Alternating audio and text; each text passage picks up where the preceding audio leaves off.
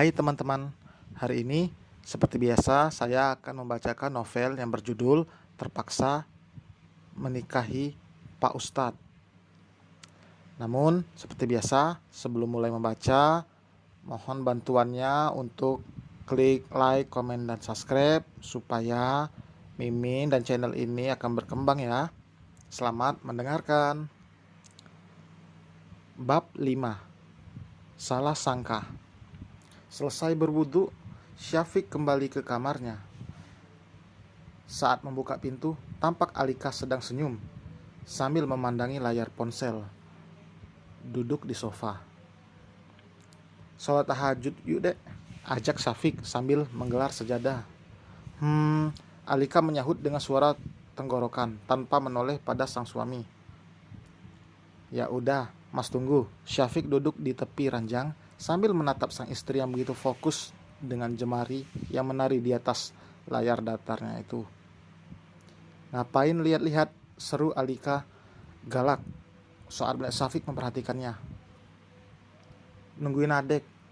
Ayo, ajaknya lagi. Kemana? Tanya Alika dengan alis berkerut. Sholat tahajud sayang, jawabnya dengan lembut. Jangan lupakan senyum manis yang tidak pernah luntur dari wajah tampannya. Ih, geli. Om, jangan panggil aku kayak gitu, protes Alika mengerut kesal. Oke, tapi kamu juga jangan panggil om, panggil mas, atau sayang juga boleh. Tuturnya dengan sebelah mata berkedip, menggoda membuat mata Alika membulat. Syafiq bersikap seperti ini hanya pada Alika, selain pada kedua kakaknya. Hanya Alika yang dijahili Syafiq. Meskipun terkenal sebagai lelaki alim dan santun, namun ia juga bisa bersikap menyebalkan, tapi hanya sekedarnya saja, tidak berlebihan tentunya. Om, jangan bikin aku takut deh. Kalau mau sholat ya silakan, aku nanti aja, ujar Alika dengan kembali fokus pada ponselnya. Ya udah, tidak ingin memaksa. Syafiq sholat sendiri. Selesai sholat sunnah dilanjutkan dengan zikir dan tadarus sampai terdengar suara azan subuh. Alika yang katanya akan sholat malah tidur dengan posisi duduk masih dengan menggenggam ponsel yang ia miliki yang masih menyala. Tidak sengaja melihat, Syafiq membaca isi pesan yang ia tebak membuat Alika tadi senyum-senyum sendiri. Lelaki itu menghela nafas berat mengetahui Alika masih berhubungan dengan kekasihnya. Bahkan nama kontaknya menggunakan emoticon cinta. Tidak lancang, Syafiq menyimpan ponsel Alika di atas nakas dan membangunkan gadis itu untuk sholat subuh. Alika yang masih mengantuk kini mengubah posisinya menjadi meringkuk di atas sofa.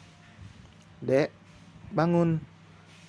Kamu pilih sholat subuh bareng atau tidur bareng? Tanya Syafiq. Ia berdiri di hadapan Alika yang kini terperanjat. Gadis itu sangat sensitif jika mengenai satu hal itu. Tidak ingin dirinya disentuh meskipun oleh lelaki yang sudah menjadi suaminya. Ngancem aja bisanya, gerutu Alika dengan sempoyongan keluar menuju kamar mandi. Setelah sholat subuh, Alika kembali tidur karena ia masih mengantuk, sedangkan Syafiq pergi ke kantor. Ia juga memiliki pekerjaan sebagai arsitek, tapi tetap aktif di bidang dakwah. Kiai Abdillah dan Bu Nining sudah berangkat ke pondok yang jaraknya tidak jauh dari rumah mereka. Hanya membutuhkan waktu 5 menit jika berjalan kaki. Alika terbangun karena lapar. Ia tidak mendapati siapapun dan memanggil Syafiq. Tapi yang datang seorang ibu yang biasa membantu beres-beres, bahkan memasak di rumah itu. Karena tak jarang, Bu Nining disibukkan juga dengan aktivitas di pondok. Beliau juga menjadi salah satu pengajar di sana. Meskipun banyak guru yang masih muda, tapi Ibu Nining tetap mengajar karena ia ingin menyampaikan ilmu yang ia miliki. Mbak Alika, cari siapa? Semua orang sudah pada berangkat, ujar Bi Lili. Aku lapar, ujar Alika. Oh, ayo sini. Tadi sebelum berangkat, Umi masak dulu khusus untuk Mbak Alika, tutur Bu Lili.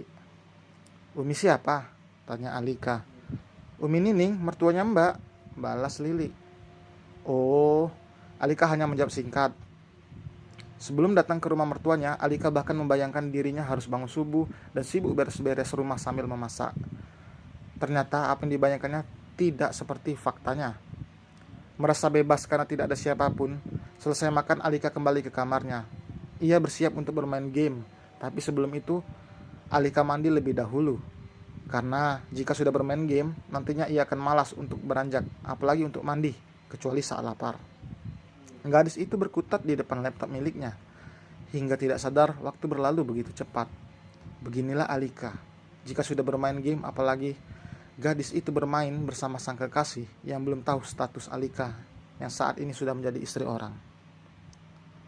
Tok tok tok, masuk, seru Alika tanpa mengalihkan pandangannya dari layar datar handphonenya. Astagfirullah, ucap Syafiq refleks saat melihat penampilan Alika. Gadis itu mengenakan celana jeans yang berjarak 1 jengkal dari pinggangnya, dipadukan dengan kaos putih oversize yang menerawang membuat pakaian dalam gadis itu terlihat jelas. Syafiq sampai mengalihkan pandangan, padahal ia menatap istrinya sendiri. Alika tidak memperdulikan Syafiq yang malah grogi melihat tampilan istrinya yang begitu seksi. Baru kali ini Alika memakai baju sangat terbuka seperti itu, karena gadis itu memang terbiasa dengan pakaian pendek saat di rumah. Setelah menyimpan tas kerjanya, Syafiq kembali keluar dari kamar untuk mengambil air. Mengambil posisi duduk sebelum menghabiskan 1 gelas air dingin. Jantung berdegup kencang. Ia sebenarnya tidak harus menghindari Alika, karena Alika sudah halal untuknya. Mas, Bibi pamit dulu ya. Semua pekerjaan sudah beres. Pamit Bilheli. Iya Bi, tadi Alika makan? Tanya Syafiq. Udah mas, makan siang. Udah Bibi siapkan juga. Kalau begitu Bibi permisi. Assalamualaikum, ujarnya. Waalaikumsalam warahmatullahi wabarakatuh, balas Syafiq. Syafiq kembali masuk ke kamar, masih melihat Alika dengan posisi yang sama. Lelaki itu memilih untuk mandi lebih dulu sebelum mengajak Alika makan siang. Lelaki berparas tampan itu berjalan ke arah lemari, mencari pakaian untuk ganti. Ambil yang bagian atas saja sayang, ujar Alika,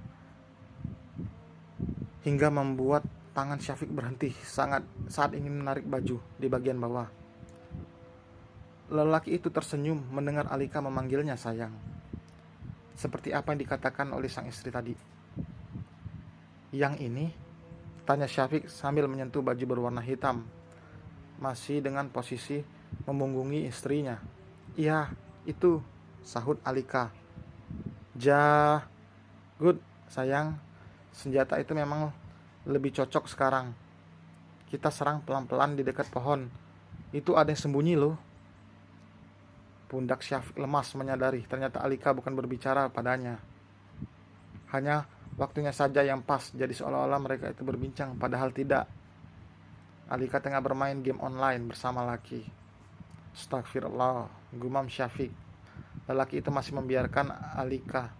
Ia memilih untuk segera mandi karena sebentar lagi harus mengisi kajian di masjid yang berada di pondok milik sang ayah. Selesai mandi, Syafiq terlihat menghela nafas panjang karena Alika masih belum beranjak dari tempatnya. Setelah menjemur handuk di balkon, Syafiq kembali ke kamar dan mendekati Alika. Dengan posisi duduk di lantai menghadap gadis itu, membuat Alika langsung mengalihkan pandangannya. Kenapa? Tanyanya. Kalau sudah selesai mandi, kalau sudah selesai main game, kita makan siang. Habis itu ikut kajian di pondok, ujar Syafiq dengan senyum di wajahnya. Aku gak mau ikut kajian, balas Alika. Syafiq tersenyum geli melihat wajah kesal sang istri. Oke, demikianlah bab 5 kali ini. Terima kasih yang telah menonton, yang telah membagikan like dan komentar serta subscribe-nya. Sampai jumpa di bab berikutnya.